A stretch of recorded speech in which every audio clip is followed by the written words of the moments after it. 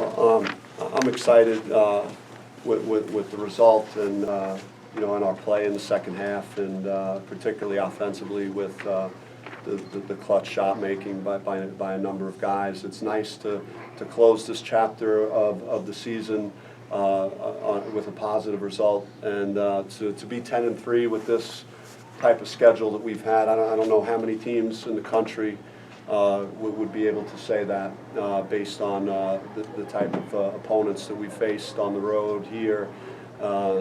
We've taken a number of good shots, and I thought UC Bakersfield was ready to play. They played extremely hard. They were feisty. They generated some second chance opportunities for them, something that we've kind of done to teams for a majority of the year. So it's and obviously Trey's performance was really good, especially in the second half. The way he shot the basketball, had timely shots. Are you surprised at this 10-3 record? I mean, everything is coming along quickly in a very positive manner. I mean, like I said, there aren't many teams that have played this schedule, and have gone on the road and won, and have this many quality wins at this point in the year. Now we have obviously the Pac-12 coming up, and a new challenge in front of us with that, and we get some time here to work this week and prepare for that. What's been the difference in Trey shooting from the time you arrived here to the league? I mean, I'm not really taking any credit for what Trey's done. Trey's put in the work. He really can get in the lane so effectively that if teams do elect to go under ball screens or back off him in some ways, he's just playing with confidence, and I think he's thinking about winning and making winning plays. And as a point guard, I think he's understanding time and situation and score, and knowing how important some of the threes that he did hit tonight were for us at different points in the second half. After Obi's block and then after the 4-point play by Spite, both were sort of louder than they typically are. How much of it do you think was just frustration being let out after how the first half went? Yeah, I mean, it was one of those games that, we don't get anyone anymore that's just going to come in here and not play hard, because they know that it's not going to turn out well if that's what they decide to do. So it was, I thought they played us extremely hard. They were aggressive getting to 50-50 balls and offensive rebounds. So that was something we didn't do well. I'm happy to see Obi do that. He's very, very athletic, and he gets his teammates inspired, when he makes a defensive play like that. And so those were, and then Andre's three was also, a big momentum shot for us. How do you think your team responded on the court to Eric's early foul trouble? I mean, we've had a very tight group. We have 8 guys right now, and it's next guy up, and we know we have to step up, in those situations. So it's obviously Eric, had some misfortune, with getting injured early and then the fouls. So he had a rough night tonight with that, with those things. But other guys stepped up. So it's good. What was his injury? How do you think he looks? I mean, he rolled his ankle a little bit, and we're just gonna evaluate that more tomorrow. But he obviously played extended minutes after that and had to sit for a while and then come back and play, which usually is a good sign. Such a scrappy game like tonight, how huge was it to only have 8 turnovers and really negate that with 8 steals?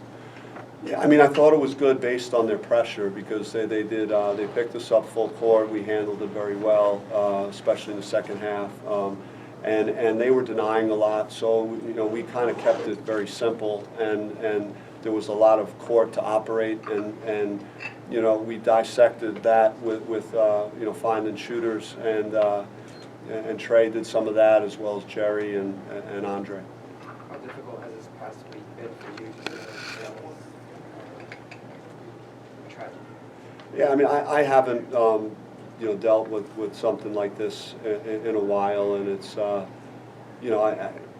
it definitely affected our preparation some, and that coupled with given the guys, you know, off for 3 days. It's you know, it's been a tough couple of days, for sure. Trey, sometimes that last game before Christmas vacation and the first game coming back can be a little hard. I mean, did you feel maybe that's what happened in the first half, just maybe a little rust? Yeah, I feel like a lot of teams across the country have to deal with that, and we just had to stay together and you know, grind out the win, and unfortunately we did that. Trey, how confident do you feel with your perimeter jump shot now? I feel good. I mean, I'm not shooting the percentage I want to shoot, but you know, coaches are giving all of us confidence, so I'm just gonna try to, you know, stay with it and, you know, shoot what's there and what's open. Trey, when you think back to the Sacramento State game in the opener, and this one had some similar feel to it for a while, just can you talk a little bit about how the team seemed to respond differently in this game, especially when it mattered?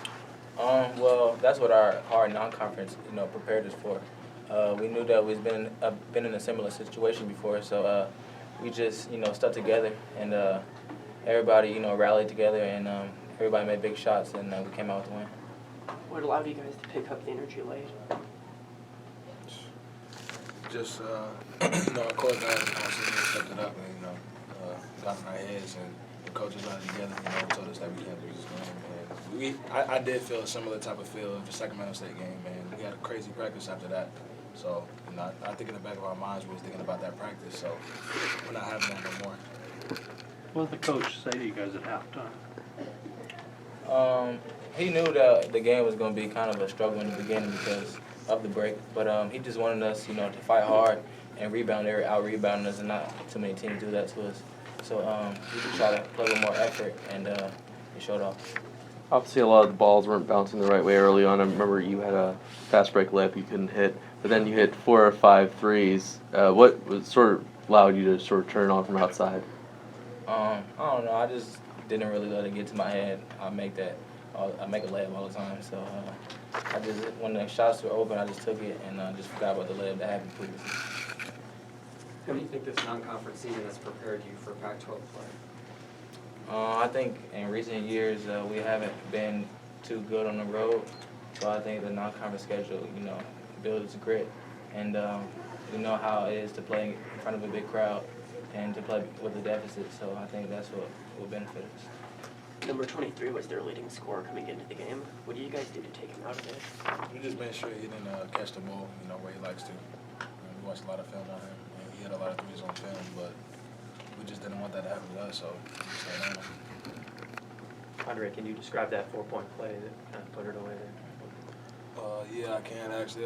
Trey, you know, made a great play, came down the middle, and he always draws so much attention. So he kicked it out, and I just let it fly. And then I seen him coming. I knew I was gonna get tackled, but I just let it go real quick. Couldn't hold my follow through on that one. So yeah, that's how it went down. It seems like on that 4-point play and on some of the plays Obi made that you guys were extra demonstrative afterwards. How much of that was just letting out frustration after how you guys started out? Honestly, probably a lot. I don't know, to be honest, about Obi, but I know for me it was a lot of frustration. You know, my shot wasn't falling early, so for me to get that going, I let a lot of frustration out right there. You know, obviously, Trey, at the beginning of the season, I mean, you definitely had high expectations for yourself, but there was so much talk about a grueling non-conference schedule. Do you look at this 10-3 record with a lot of pride, maybe proving some doubters wrong out there, how good this Arizona State team is? Definitely, I think, you know, we're getting more attention from people across the country. And I think we're getting the other team's, you know, hardest effort now. And I think that's a good thing. We have a target on our back, I feel like. And we have a big game coming up, and I can't wait to play with these guys. How excited are you guys about going into this U of A game? I'm definitely excited. You know, I've never done it before. This is my first year here, so I'm definitely excited. I'll be up for the challenge, too. Me? Yeah, I can't wait. So. Now what? Yeah. Anything else?